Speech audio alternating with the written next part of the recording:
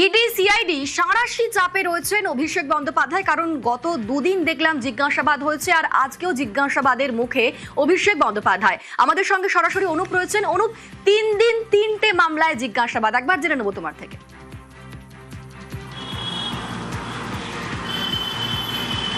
পরপর 3টি মামলায় ইতিমধ্যেই অভিষেক বন্দ্যোপাধ্যায় তাকে জিজ্ঞাসাবাদ করা হচ্ছে। আজ নিয়ে তৃতীয় দিন তাকে জিজ্ঞাসাবাদ করা হচ্ছে। এর আগে সিআইডির পক্ষ থেকে ইতিমধ্যেই তাকে জিজ্ঞাসাবাদ করা হয়েছিল।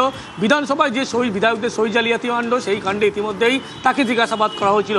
তিনি পরপর দুদিন জিজ্ঞাসাবাদের সম্মুখীন তাকে দুবার হতে হয়েছিল, লক্ষ্য করা গেছিল।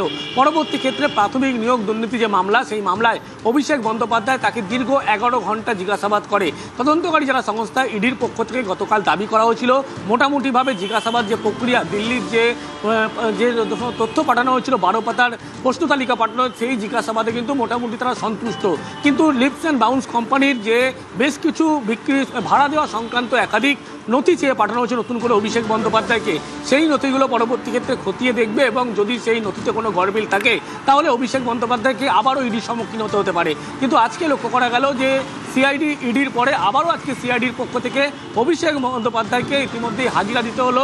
ডিজে বাজানো মামলায় ইতিমধ্যেই তাকে হাজিরা দিতে হলো। তার কারণ ভোটের আগে যে মন্তব্য তিনি করেছিলেন, কোথাও গিয়ে মনে করা হচ্ছে ভোটারদের থেকে শুরু করে রাজনৈতিক বিরোধী দল নেতৃত্ব আছে তাদেরকে ভয় দেখানো, কর্মীদের ভয় দেখানো এবং উদ্দেশ্য করে উদ্দেশ্যমূলক প্ররোচনা দেওয়ার অভিযোগ।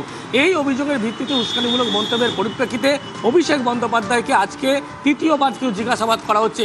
প্রথমবার যেমন তিনি সিআইডির জিজ্ঞাসাবাদের সম্মুখীন হয়েছিল, সেক্ষেত্রে বিধানসভায় সই জালিয়াতি কাণ্ড, তার পরবর্তী ক্ষেত্রে ইডির সম্মুখীন হতে হলো, 11 ঘন্টা জিজ্ঞাসাবাদ করা হলো এবং আজকে দেখা গেল যে উস্কানিমূলক ভোটের আগে যে মন্তব্য, সেই মন্তব্যের পরিপ্রেক্ষিতে অভিষেক বন্দ্যোপাধ্যায় তাকে এই মুহূর্তে হাজিরা দিতে হলো।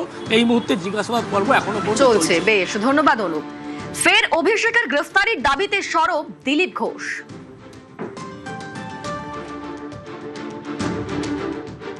সব তো শুরু হয়েছে না, রাস্তা হাঁটতে আরম্ভ করেন, কেউ আগে পৌঁছাবে কেউ পরে পৌঁছাবে, রাস্তা তো খোলাই আছে।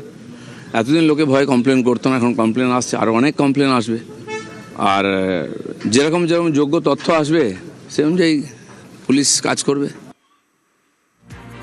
গতকাল অভিষেক বন্দ্যোপাধ্যায়কে প্রায় 11 ঘন্টা জিজ্ঞাসাবাদ করে ইডি। নিয়োগ দুর্নীতি মামলায় অভিষেককে জিজ্ঞাসাবাদ।